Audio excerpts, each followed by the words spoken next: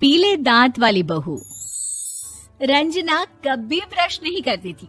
उसे कितनी बार उसके माँ बाप ने डांटा, लेकिन उसका कोई असर उस पर होता ही नहीं था, जिस कारण से उसके दांत पीले पीले हो जाते हैं।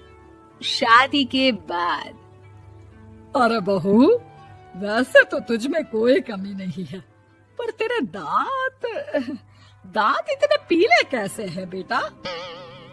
कैसे मतलब? कोई सर्जरी थोड़ी ना कराइए। वो तो क्या नाम, मैं ब्रश नहीं करती थी तो पीले हो गए। अब क्या करूं? आप कहें तो लाल करवा लूं या फिर काले? यार ये क्या है, क्यों माँ से लड़ रही हो? लड़ रही हूँ? अरे मैं लड़ रही हूँ या ये बोल रही है कि दांत पीले हैं, पीले। अरे तपस्या थोड़ी ना की है इन्हें पीले करने के लिए। बकायदा ब्रश नहीं किया है 20 साल तक, तब जाकर। छी, कैसी बात कर रही हो? ये उस वक्त तो पीले नहीं थे जब हम लोग तुम्हें देखने आए थे। अरे तब साफ करवा लिया होगा डेंटिस्ट के पास जाकर। अब देखो कैसे पीले पीले लग रहे हैं। रंजना सास की तरफ गुस्से से देखती है। फिर शुरू हो गई पीले पीले पीले। अरे पीले तो तब भी थे जब मेरे हाथ का रसगुल्ला उड़ा उड़ा कर खा रही थी और बोल रही थी, लड़की नहीं गुणों का खजाना दे रहे भाई साहब आप। खैर, अब वो लोग करते भी तो क्या करते, पीले दांत वाली बहू पल्ले पड़ी थी तो झेलना तो था ही। एक दिन कीर्तन में रंजना गाना गा रही थी। अरे कमला बहन, माँ का द्वार है, यहाँ तो सब शुद्ध होकर आते हैं, फिर अपनी बहू को ब्रश भी नहीं करवाती तुम। दूर से पीले पीले दांत भक्ति में बाधा उत्पन्न कर रहे हैं। अरे कोई 2 साल की बच्ची थोड़ी ना लेकर आई हूँ मैं बहू बनाकर। अच्छी खासी लड़की है, अरे कैसे करवाऊं ब्रश? ये तो उसे खुद करना चाहिए ना। अब माँ बाप तो इसके जैसे तैसे निपटा दिए, ये नहीं सोचा कि सास कैसे संभालेगी। सास बहू को लेकर घर आ जाती है, लेकिन सोच लेती है कि अब इसे लेकर कहीं नहीं जाएगी। अगले रोज बहू कहती है, अरे क्या हो गया, मंदिर नहीं जाना क्या? कीर्तन का वक्त हो रहा है। मेरी मधुर वाणी से कान्हा जी जागते हैं और सोते हैं। आप तो जानती है ना उनकी भक्ति में कितना मन लगता है मेरा। वो क्या है ना, तबीयत ठीक नहीं लग रही है मेरी, आराम करूंगी मैं। तबीयत ठीक नहीं लग रही? अभी तो मिथुन के गाने पर नाच रही थी आप, और अब बोल रही है कि तबीयत ठीक नहीं लग रही। अरे भक्ति में मन लगा लो सासू माँ, ऊपर जाना है, क्या मुंह दिखाओगी आप? हाँ? सास को बहू की बात पर गुस्सा आ जाता है। मैं क्या मुंह दिखाऊंगी, इसकी चिंता तो ना कर, समझी? अपने मुंह की चिंता कर, जो ये पीले पीले दांत लेकर हर जगह पहुंच जाती है। पता है लोग कितना मजाक बनाते हैं। ना जी ना, मैं नहीं जाना कहीं तेरे साथ। तो ये बात है, कोई ना, मत जाओ, मैं अपने कमरे में ही बैठकर भक्ति कर लूंगी।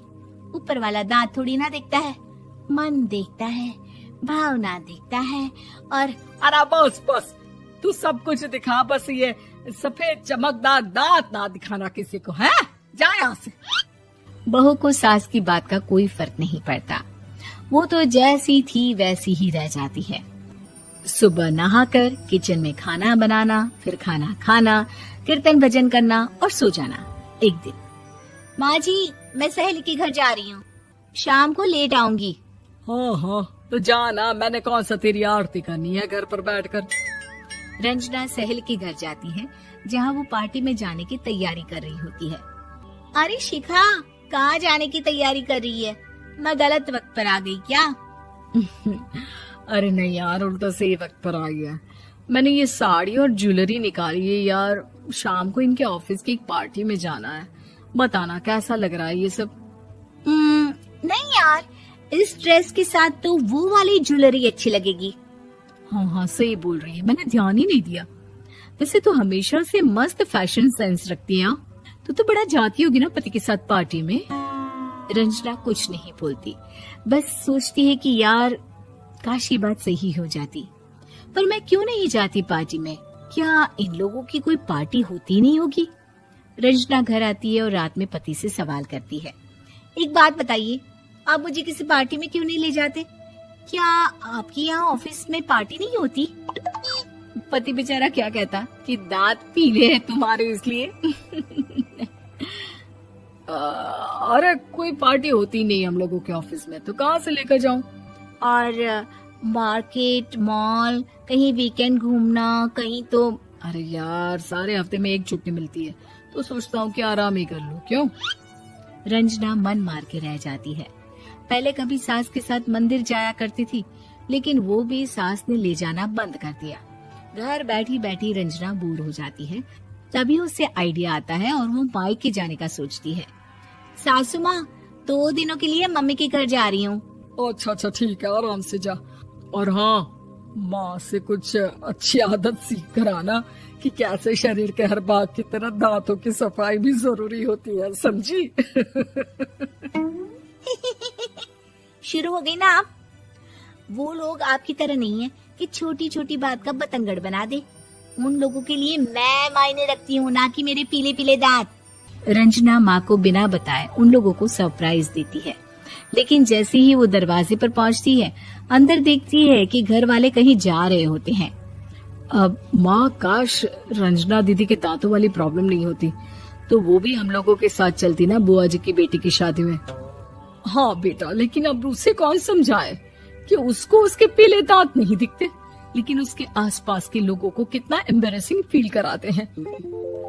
मुझे तो कितनी बार उसके स्कूल की टीचर ने शिकायत की कि उसके साथ कोई लड़की बैठना भी नहीं चाहती, और ना ही कॉलेज में कोई उससे बात करना चाहता था। लेकिन पता नहीं क्यों उसे ये बात समझ में ही नहीं आती। कोई कमी नहीं है उस लड़की में, बस यही कि दांत पीले हैं। वो तो भला हो जीजा जी और उनकी माँ का, जो दीदी को जैसी है वैसे ही रखा हुआ है। रंजना को अपने घर वालों की बात सुनकर बहुत दुख होता है। वो सोचती है कि वो क्या करे, लेकिन फिर वो सीधा डेंटिस्ट के पास जाती है, अपने दांत चमकाती है और कसम खाती है कि वो रोज ब्रश करेगी। अरे क्या हो गया? तुम तो 2 दिनों के लिए गई थी ना, पर कोई ना, अच्छा है, चलो आ गई तो। रंजना सास के सामने आकर खड़ी हो जाती है और पूरी स्माइल करती है, उसके चमकदार दांतों को दिखाती हुई। हैं? चले मंदिर। माँ, मुझे माफ कर दीजिए, मैंने आप लोगों को बहुत एम्बैरेसिंग फील करवाया। मैं आज से रोज ब्रश करूंगी।